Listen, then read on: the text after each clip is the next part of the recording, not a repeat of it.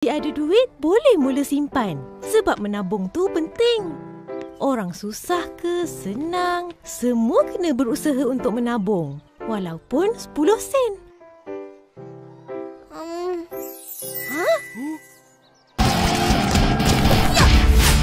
Main badminton.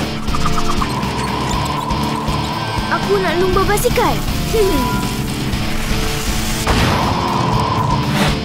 Saya mau lawan.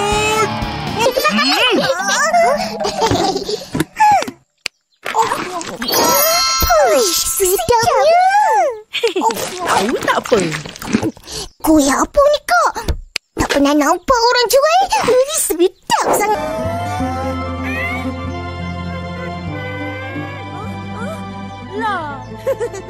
Lupa. Intan payung.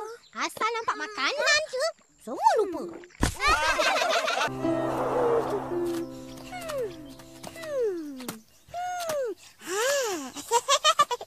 La la la la la la la la. Tahun tu kira dah tua.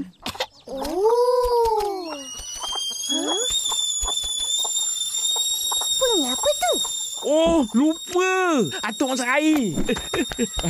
Korang.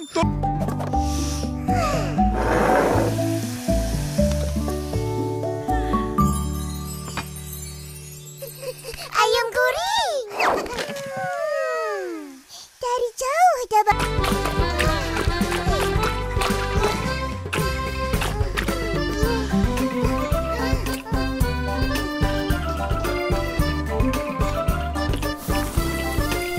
Semua jenis penapis air ni. 20%? Iya. Selagi stok masih ada lah. Apa lagi, Kak? Jom balik tunjuk Kak Opah. Jom. Kita sama-sama jadi budak tahfiz lah. Banyak pahala. Muka Adam pun tak lepas. Boleh hafal kalau hari-hari baca. Betul tu. Dah. Kita orang datang nak bagi sokongan pada kawan-kawan. Aku pun datang nak tengok je. Sebab aku dah gunting rambut. Saya pun tak gunting rambut, tapi datang juga. Jadi, Di mana kehidupannya akan ditimpa malang.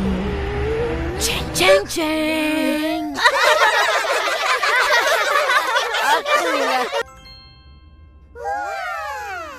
Tapi ya, saya ada dengar cerita kepala terbang. Dan semalam, saya betul-betul ada nampak. Ya, betul.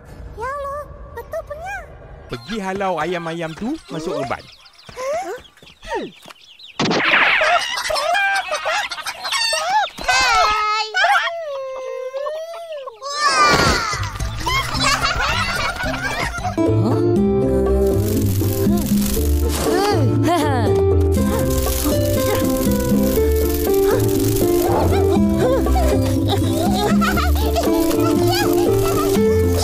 Hai, nasib baik tak ada orang kena empap.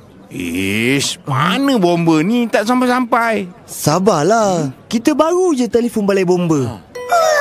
Ada bomba? Iyalah, kita tak ada peralatan.